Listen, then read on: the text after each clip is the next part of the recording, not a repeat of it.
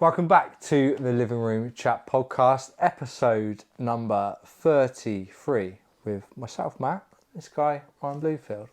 Thanks, mate. I was trying to think of what the bingo calls are. We know it's like 33, there's two fat ladies, 88. What is the, I don't know what it's like. I thought you meant for our 33 name. is the something, isn't it? I don't know, mate. I don't know. Anyway, we're here. We absolutely are. And this feels weird.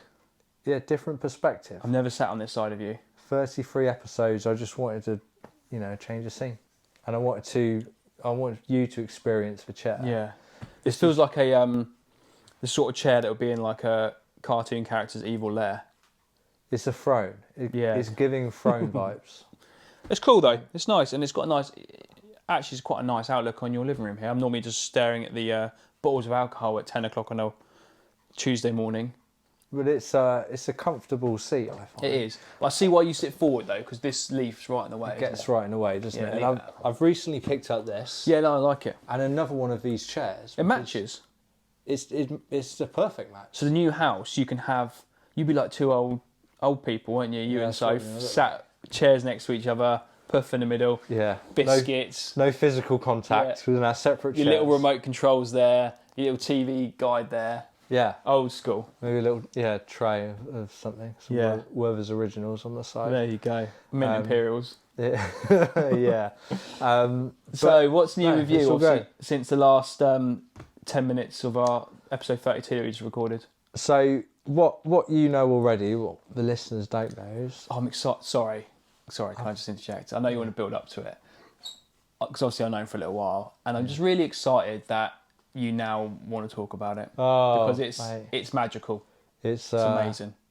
Yeah, it's a whole thing. It's a whole new thing. Whole thing. And it puts, all the ups and downs we've had with work and talking about shit on the podcast for a year. Yeah.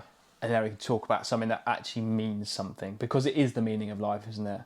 What is it, Matt? Just come on. So Soph and I are having a baby girl. Yes! In March. Incredible. Which is exciting. We named for a few months. And it's just really cool. So we just found out last week that it's going to be a girl and not a boy. I was sure it was going to be a boy. I don't know why I was sure it was going to be a boy. I had my fingers crossed for you, mate, the whole time. But it is what it is. Well, it was going to be a boy. Yeah, of course. I'm like, my daughter's 9 now, nearly, and I still wish it was a boy. I don't really. Mila, if you're watching this, she watches the shorts. She sees our YouTube shorts come up, but she's scrolling through YouTube. She's, Daddy, I saw your short again. We won't make it. Yeah, we'll make a reel out of that. See if she sees it. But I didn't mean it. I love you, babe. Honestly. So we're both going to be girl dads, and it's kind of cool. I'm just really excited about it. I don't know. I suppose every new parent feels this way, but I don't know what I should be feeling or what I should be doing. I suppose there is no right or wrong feeling. It's a mixture of like pure joy and excitement, but at the same time you're kind of a little bit naive to think, what is it actually going to be like? Yeah. And you don't really think about everything else. You just think about the baby getting here safe and sound, and getting your little selfie walking back through the hospital. You holding it, classic. I didn't do it because I'm not a weirdo. But classic. Getting those post-pregnancy photos where like Soph's going to look all sweaty and rough. Yeah. Just holding his baby, which has just come out of her vagina. Yeah. I got a classic. No one's seen it apart from Lauren, obviously. I got one literally Mila's. She's still blue. Like, I'll explain that in a second to you. And she's flopped on Lauren, tit out. Like that. I've still got the photo. I can't show you because she's got a tit out. So I know it's special to me. Yeah, nice. But the babies come out blue, mate. It's not a joke. They are blue. I keep joking with Soph and saying I'm going to live stream the birth. Yeah. So if you want to tune in, guys, get our numbers up. No one wants to tune into it. But no, it's absolutely amazing. I think the biggest thing, mate, that you'll experience, and I'm sure everyone has their own stories, when little one comes along and you're in the hospital for a couple of days after, it all feels very weird and natural but surreal at the same time. It's only when you get home and the door closes and it's all quiet and this little thing Like, we were young. I mean, I was 24. Lauren was just turned 23. And you just starts crying, and we're like, cool, what do we do now then? And like, your instincts take over, but there's no one else. And then you get the calls the following day. Oh, can I come around and meet the baby? Yeah, sure, yeah, come around. And then it's every fucking day. Yeah, so the first moments are just when everyone's coming in. Like, actually, and I've known people that have had babies in lockdown, for example. And whilst there was obviously challenges with that, at the same time, it was nice. I've heard people where it was just great, where they had 2 or 3 weeks working from home and no one could come and visit, and they could just make a nest. Nest with the baby, and just, you have those critical first few weeks where you can just bond. It's something amazing, and everyone have the different experiences, but I'm really excited for you and happy for you guys as well. Yes, I'm really excited too. It's something that, you know, I think everyone says, oh, not ready, or there'll be a better time. Yeah. Or it's like that old cliche thing, you know, there's never the right time. But now it's here and it's happening. I'm like, it was so, you know, there's not anything you'll do in life really that's more important, that contributes to the world like having a kid does. Yeah. And I think for me, I've been really conscious. I've just lost my first grandparent. I've still got 3 of my 4 grandparents, which is quite unusual for someone of 30 years old. Yeah. And I've just been thinking a lot more about like the circle of life and people coming and people going. So it's in a roundabout way, obviously your granddad popping off, God rest his soul. But at the same time, you're bringing in little into and it is that absolute conveyor belt of life. Yeah. So I think, it's exciting. And also I want to have a kid where I can still remember what it's like to be a kid. Yeah, you're not really that mature, are you? So. No, exactly. You'll be fine though, mate, because I think 30 is a good age. Like, we were probably a little bit too young, but, you know, Mila was saying, we were watching a film. We Sunday afternoon, I had no appointments. We all watched a film together. We watched Grown Ups. You know Grown Ups with Adam Sandler and like... Yeah. Ringing a bell. Older film, like 10 years old. Good film though. And Mila watches films with us now because she's that sort of age. She actually understands. She's 9. She'll be 9 in Feb. Okay. So she's like 8 and 2/3. That's what comes before 9. Yeah. One of the characters was like 47 or something like that. She goes, God, that's so old, isn't it? She says, when you're 47, Daddy, how old will I be? And I was like, God, you'll be like 24. Like. You'll be 23 when I'll be 47. Yeah. And 47 doesn't sound like that old to me. That's like 14 years away. It doesn't now you're older, but when you were younger, 47 would have been like a million. But she'll be like her mid-20s when I'm 47. Which is the benefit of, I think, having kids younger. Well, Lauren turns 40 and then Mila turns 18 a month later. Yeah. Or the same year, something like that. Yeah, if she was 22. But even the same for you guys. When your little one turns 20, you're going to be 50. Yeah, which I think's about right. Yeah. I wouldn't want to be any older now. No. Just want to get it done. Yeah, get busy. Cool, excellent. So yeah, just wanted to discuss that with you. Share that with the world. I'm sure we'll have many girl dad conversations going forward. Yeah, absolutely, mate. Yeah. It's exciting times. Yeah, I'll tell you all the cycles of the good times and the bad. Yeah, there's a real nice period. 7 months to about 15 months when it's just pure bliss, and then after that, down. 7 months to 15 months old. Yeah. Right. Okay. Pure bliss. Yeah. It's amazing. They hold their head up. They got a bit of you can see a little personality developing. They start murmuring words. They start walking. They're super cute. It's amazing. And then 15, 16 months, it just turns and they become little cunts. That's when I'll get the dog then. Yeah. 15 months old. Yeah, there you go. Yeah. Got a lot to learn. At the same time, we've got our dog, actually, to be fair. There we go. Yeah, little Georgie. Good. Yeah. Well, I'm glad to hear. So, while we've got a positive episode going on here, let's talk October, because by the time this comes out, we'll be early November. Because we're like, what day are we now? Like 20th of October? 22nd? It's 24th, mate. Is it? Yeah.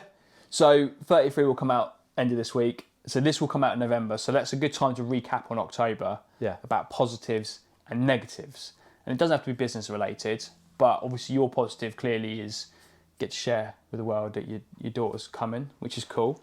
Have you had any negatives or challenges that you've had to overcome in the last 4 weeks of October? So personally, I mentioned as well, I lost my granddad recently. That's Yeah. happened in October. I'd put that in the bad events category. Yeah. Were you close with them? No, actually, I wasn't. But it's still a thing, isn't it? It's still a thing, yeah. And it brought back a lot of kind of sadness. I wasn't closer with him, to be honest. Yeah. And I think I don't know, everyone has a different relationship with their family, don't they? But it's taught me. I think it kind of puts things in perspective, doesn't it, when suddenly they're not there anymore. Lauren's just lost her nan like 2 weeks ago as well. Bless her. So yeah, we've got a funeral in a couple of weeks' time actually. So I know what it's like. Yeah, it kind of made me reflect on the different relationships you have with people in your family and outside your family. And relationships are very much something you have to build. You know, and do you think it's important when you're so engrossed in your own life and your work? And again, I know we harp on about our business, but it is like a little child to us. Like we are so focused on making it work. And I know I haven't been in as much contact with family members. I haven't seen my mum, for example, for quite a while. I speak to her, but I probably haven't seen her for a couple of months. no. And she doesn't live, like she lives 40 minutes away. It's not like a miles away. I haven't seen my dad he lives in Wales. I speak to him every week, but I haven't seen him for, again, probably, maybe even like 3, 4, 5 months maybe. No, really. Yeah. It's hard though, isn't it? I think as you get busy, Yeah. time can just go by. But something like losing a relative, do you feel like that it's almost like a thing that actually, do you know what, I need to make a bit more of an effort with people because they're not going to be around forever? Yeah, I think it's hard. I think there's no perfect balance, is there? Because I think in some ways you could say, right, well, we're going to meet up 4 times a year, and like schedule it like that. And in a perfect world, all of our diaries would be perfectly scheduled with just the right sprinkle of family and business and personal. But it's just not how life goes, does it? And actually trying, even just like I've been trying to connect with a mate, my best mate, who was like an usher at my wedding. I hadn't seen him for he lives in Bracknell, it's like, again, not far, 20 minutes away. Yeah. And we try and get things lined up and we just don't. So like every 2 weeks we text each other saying, oh, let's meet up for a beer soon. Let's go out on the bikes, do something. And then we never get around to it. Yeah, it's the trouble. I find as I get older, I'm sounding like my dad now, but once you put a date in the diary, it's kind of happening. Yeah. Like no one has a better social life than my 65-year-old dad. Like, you know how most blokes, I say most blokes, I don't want to offend anyone here. Stereotypical bloke. But blokes, you get married and you sort of lose touch with all your boys. Yeah. And then by the time you're 40, 50 or 60, your whole life is just your wife and your kids. Yeah. And you've got your old college buddies you see like once every 2 years. Yeah. Like my dad's the opposite of that. He's got like his boys who he sees like regularly and they all do stuff. Yeah, but like, he's shown me that you need to. Yeah. Like if you don't keep in touch with people, you can't expect people to keep in touch with you. You've got to proactively. I think that's cool, and I think that's. I'm close. My best mate, I see him literally every weekend. Like, I hate it when you talk about your other friends. I know. I'm sorry, and he's like a big fan of the pod. So Tom, you are my best mate. Cheers, Tom. Yeah, but he's literally the only one. And I have no friends from school. There's no one from school I still keep in touch with. Isn't it weird how school just falls away? Yeah. You're in school and you're like, oh, you think this is the best thing ever. Best friend for life. Exactly. You think it's so important. It's not. It's not at all. And obviously I didn't go to uni, so I haven't got uni mates. Right. I've only got mates through work. Literally. I guess most people do. Yeah. But it's funny how you can change. Like you become friends with people you work in the office with, and as soon as you leave, or they leave, you might meet up for a beer a couple of months later, and then that's it. Yeah. One of my guys I used to work with 2 years ago, I met up with him a beer after I left 2 years ago. Haven't heard from him since, and I've texted him a couple of times. He's texted back, but I haven't heard from him. And he randomly sent me something on Instagram yesterday, like something to do with mountain biking. And I was like, mate, I haven't heard from you for ages. I actually watched that live. Meet up for a beer. Not heard back from him again. That's the trouble though. People get busy. Adult lives. They do. Boring. I think that's in some ways though, that's what I like about social media. I think there's a good and bad side to that.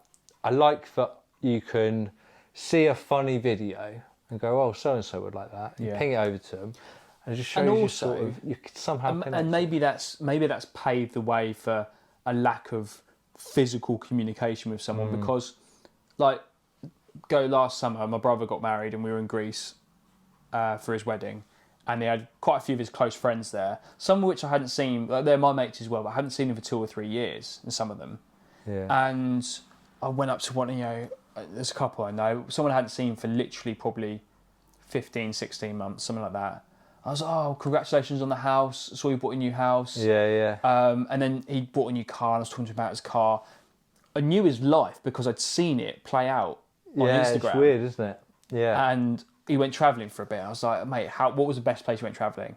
And he was like, oh, mate, Cambodia was amazing. Thailand was awesome. And, you just start where I hadn't seen him for 2 years. So you've already got like a flavour of what's been going on. And I think that's what kind of, you see people's lives even though you don't actually physically speak to them. Maybe that's paved the way, as I said, for that communication not having to be physically there.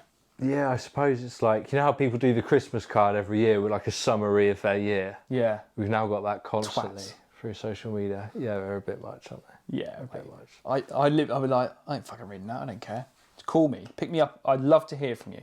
Call me and tell me about it. I'll tell my dad and stepmom to take you off a list then if you don't want to. But it's true. I went to a wedding with someone from uni. This was a year or 18 months ago. And everyone there was like, oh, I've seen you're doing property now. And these weren't people who I'd seen like engage with my stuff, but everyone had seen it, so people knew what I was doing. TikTok viral, mate. Yeah, when you're a celeb like me with like 1,000 followers. How do you wish you had more followers? What's your number you want to get to? Do you care? I don't care. I think I would care. I think the more followers I had, the more I'd care. If you got to 10,000 followers on TikTok, would you be like, oh, that's pretty cool, but can I make it 20,000? Yeah, I don't think it would mean anything. No. And I don't know at what point you get to. You're like, okay, I've done this well. Do who's the biggest followed Instagram page? Cristiano Ronaldo? I think so. He probably doesn't think about his Instagram following. Because he pays people to do it for him. It's a byproduct of him being a great footballer. Yeah. So I think maybe the same applies for what we're doing. It's maybe not growing a big following. It's just about. I think just doing it for fun is the one, isn't it? I feel like TikTok's the fun one, but actually it's probably the most profitable if you actually get it right. Yeah, I've no idea how the payments work for that stuff. I think YouTube's the one if you want to make money. Yeah, but again, like I've watched a lot of mountain biker YouTubers, and they're getting like maybe 50 to 100,000 views on each video. Yeah, and they talk about they're only making one sport quite openly a couple £100 per video. Like sometimes they pay more to do the video, but then people like Mr. Beast, where he's getting 100 million views each. I mean, he is making millions of pounds constantly, and they're constantly constantly coming in. And if you've got 5 or 6 videos that are just up and up and up every single week, you're laughing, aren't you? But it's it's good. We watch me and my brother watched a car YouTube channel where he like buys a car and sells it for a profit. Yeah, and he doesn't make that much money, but when you look, it's a few 100,000 views per video. Yeah, I think that must pay for. Just ticks in, isn't it? It keeps ticking up, and those videos, the more views you get, the more the algorithm's going to love you, and then the more the next one will get, and suddenly you'll pop off. Similar to your TikTok, you knock around. I've looked at your TikTok because I've just resorted my page, deleted everything I've ever done on it, so I'm there with my 36 followers and 0 likes because all my videos have been deleted. I only had 5. But yours go, some you get 700, then you got 2,000, 2,000, 700, 50,000, 700, 2,000, 1.8 million, 100,000, 20,000, and it just drops off and then goes back. It's not even in the 20 and 10,000s. I get like either 200 views or like. But how many videos have I posted? I've posted hundreds. Yeah. And maybe 10 of them have gone viral. Yeah. But I'm not good enough at social media yet. I think it's a real skill. Yeah. To make engaging videos. I think this is something actually agents, or not avocado specifically, but agents quite bad at, is making videos that people watch. Yeah. All TikTok is, and what the change I've seen in social media since TikTok has come around, is it's all about how many people watch the video to the end. Yeah. Same with YouTube. It's not. I don't think, from everything I've learned, it's not more complicated. No. Like all the videos I've had which have gone viral, they've been short enough that people have watched the whole thing. Yeah. They've been on a topic which people comment and engage on. Yeah. And then that's what the algorithm picks up. Because yours are like, what, 8 to 10 seconds? I think some of them are there. Yeah. Like the one that Sophie went viral on, that was Yeah. like 12 seconds long, Yeah, they're short. and it was funny, and it literally had a story. Like the caption was the story. She said something, and then it had a little, like almost like the end of the story at the end. Yeah. As she threw the book away. And then it gets people talking, oh, my boyfriend did that, blah, blah, Yeah. blah. And I think that's the trick for social media. Yeah, I agree. Just getting people Because obviously to watch the whole thing. I spoke to you about this during the week, obviously, because like for some reason our reels were doing really well on Instagram, and then suddenly they're dead, they're killed. Like none of them have got over 100 views Yeah. over the last week, and it wasn't like I was trying posting at different days. Some had captions, some didn't. Some used the Instagram captions, some didn't. Just to try and work it, they're all shit. Whereas on TikTok, they go on every time we get 1,500 views. Yeah, I think that is the algorithm fucking with us. I don't know. Yeah. One challenge I find, I don't know how you feel about this, is being a content person and an estate agent.